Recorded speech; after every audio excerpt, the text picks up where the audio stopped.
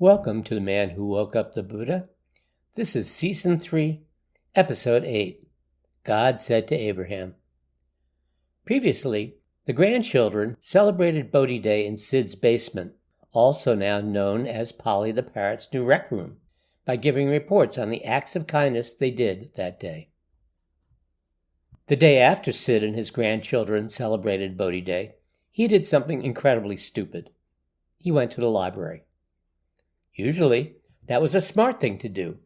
He had his own table on the mezzanine, with a rotating pile of books he rarely looked at, and some old magazines his lifelong buddy Johnny D, the director, thought he might actually enjoy, along with the strangest new title that had crossed Johnny's desk that week, such as The Pornographic Delicatessen, Mid-Century Montreal's Erotic Art, Media, and Spaces.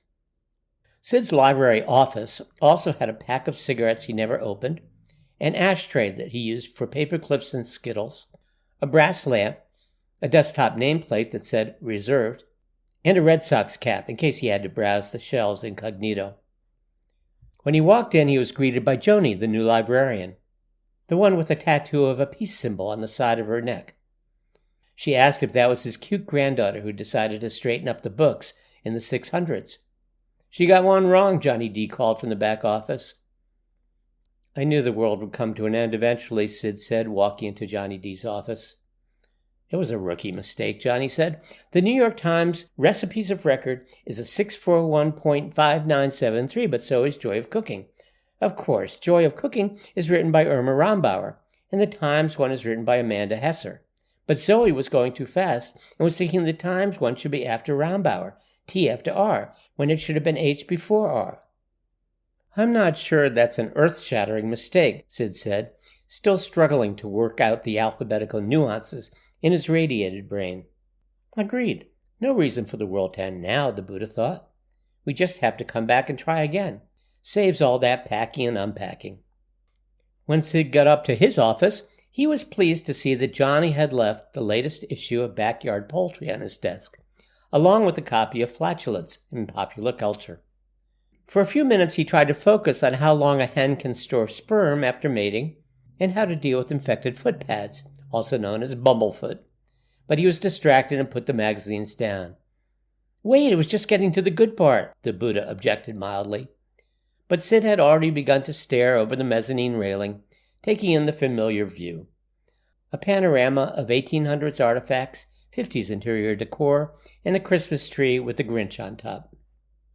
Down below, LJ and his friend Melvin were sitting in the two fake leather swivel chairs in front of the window looking over Main Street. LJ had a newspaper over his face. He often did that when he was at the library because, he explained to Sid, he was nearsighted. Melvin was as sly as LJ was innocent.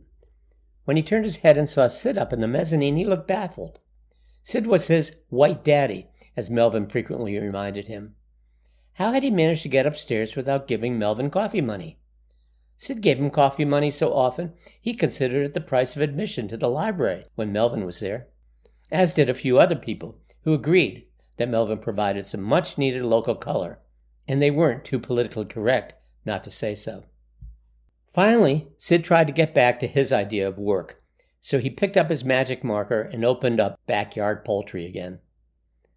Would the Buddha really condone cockfights in ancient India? Just because I didn't condone them doesn't mean I'm not interested, the Buddha thought. Suddenly, Sid had an idea.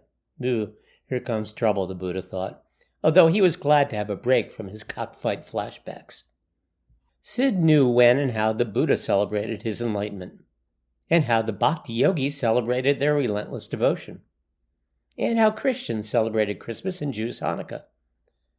But what about other religions? What were their special holidays? I could use a refresher myself, the Buddha thought.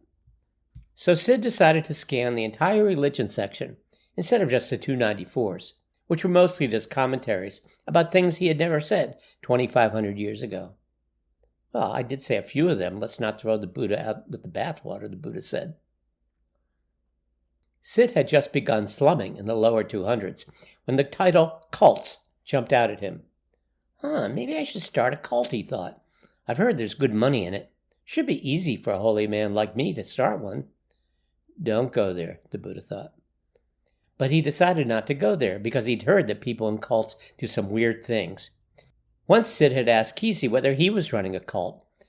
With a quick little Groucho Marx cigar imitation, Kesey had said he wouldn't start any cult that would let him be a part of it. Sid's eyes continued to scan until they stopped dead on 203.4, Animal Sacrifice in Ancient Greek Religion, Judaism, and Christianity, 100 BC to AD 200, with a few other books about religious animal sacrifice in other places and times on either side. Please don't go there, the Buddha thought. Sid texted Kesey and Marcus immediately. What you guys think of religious sacrifice? Hands off Pāli, Kesey answered immediately. Animal or human? Marcus asked. Human, Sid texted. He actually hadn't thought of that. Not a big fan, Marcus answered. Vegetable? Sid asked. Carrots have feelings too, Kesey answered, with 3 carrot emojis. No emoji, Sid answered, with a frustrated emoji face. Okay, then animals. Like Abe torching the goat instead of Isaac? Marcus asked, ignoring him by using a lightning emoji. Exactly, Sid said. I said no more emojis, he continued, ignoring himself by using 3 annoyed emojis. Ask Zoe, Kesey suggested, with an emoji of a little girl with a question mark. TMI, Sid responded, with an emoji of a face with its head exploding. Where are you? Marcus asked. At library, Sid said, with a stack of books emoji. Then just ask a librarian, Marcus said, with an eye-rolling emoji and a woman with eyeglasses emoji. As Sid walked downstairs, he strategized how to explain to Joni, the librarian, that he had questions about animal sacrifice. Hey, Joni, he said innocently, looking at her through the plexiglass window that kept him from giving her COVID. She turned her head to wink at Johnny D. Yes, Mr. Sid, could I help you with something? Well, Sid said, I was wondering if you could help me with animal sacrifice. Not the best way to phrase it, the Buddha thought. What I mean to say, Sid said, making it up as he went along. I told Zoe, my granddaughter, that I was going to the library, and she asked if I could find stuff for her about animal sacrifice. How about we ask Chat, Joni suggested. That's what Zoe would do, Johnny called from out back, if she were actually studying it.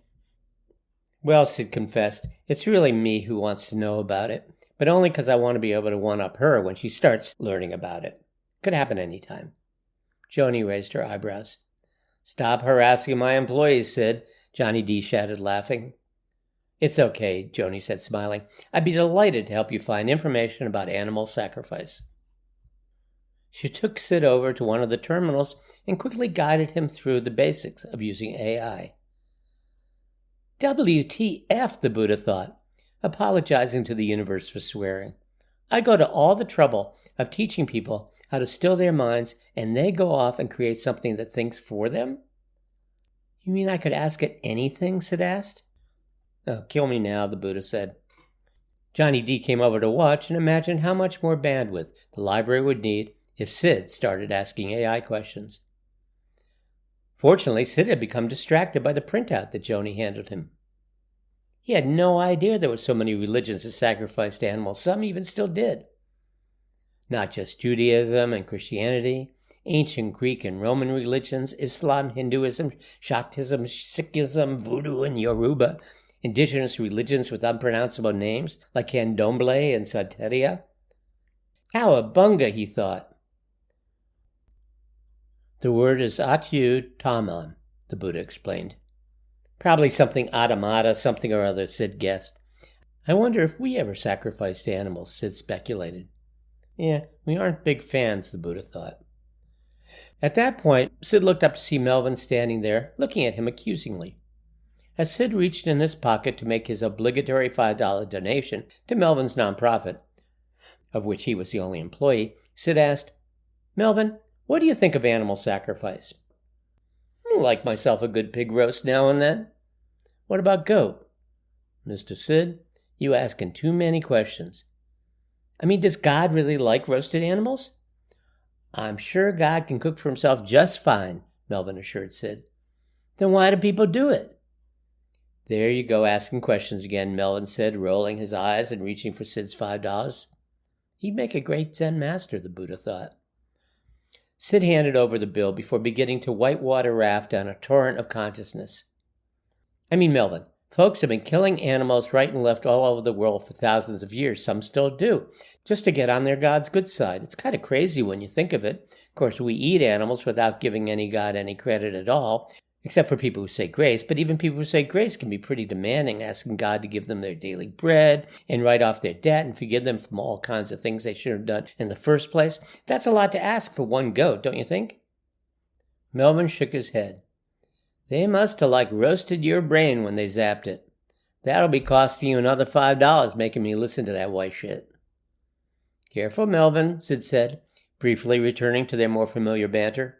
You be careful, or I'll call you the N-word. Melvin gave him a big grin and a fist bump, after which he opened his hands so Sid could add at least some more singles. How am I going to get to the bottom of the sacrificing thing, Melvin? Sid asked. There you go, asking questions again, Melvin said, shaking his head. Go roast yourself some animals and see for yourself. A light bulb went off above Sid's head. He'd have the grandkids over for a cookout. To be continued. Paid subscriptions get free copies of Season 1 and 2 in paperback, and the blessings, of course, of the Buddha himself.